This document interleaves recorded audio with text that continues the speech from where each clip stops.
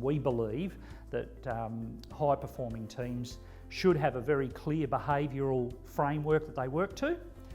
They should have a really a strong commitment to building relationships in the team, but for the purpose of being able to have those, what we would call genuine conversations with one another to drive performance. So, and in a sporting context, I guess that's so you have honest reviews.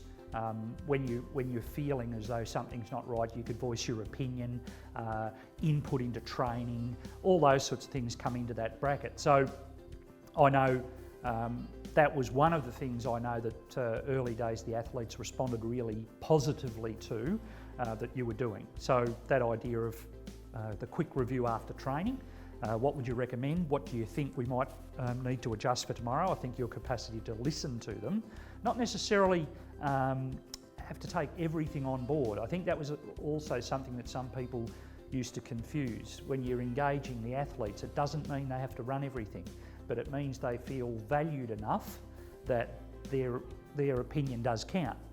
So that was the high performance element that I saw us bringing, but I knew that you had a broader background in that area and that there were other components. So I guess it'd be, that'd be something that you can elaborate more on. Dynamics, that platform and foundation for communication and for behaviours and standards and expectations was clearly set with our leading teams model, and therefore I could then take the mechanics of the team through to that next stage of really working towards our vision of being the world's best high performance program by 2015 and beyond.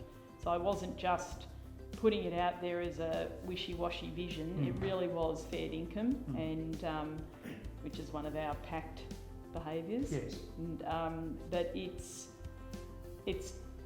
important from a holistic sense that everything had to work together, and for me to drive high performance as the head coach, I had to have that dynamics component.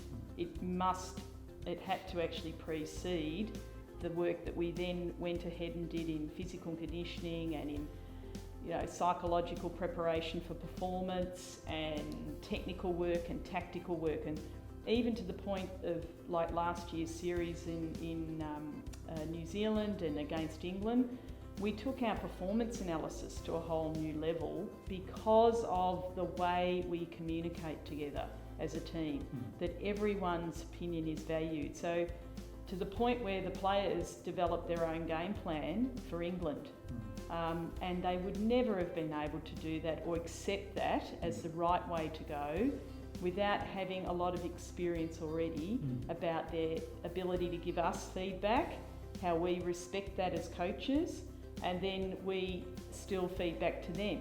And it's a real team approach to our performance, that everyone's working on doing their performance better all the time.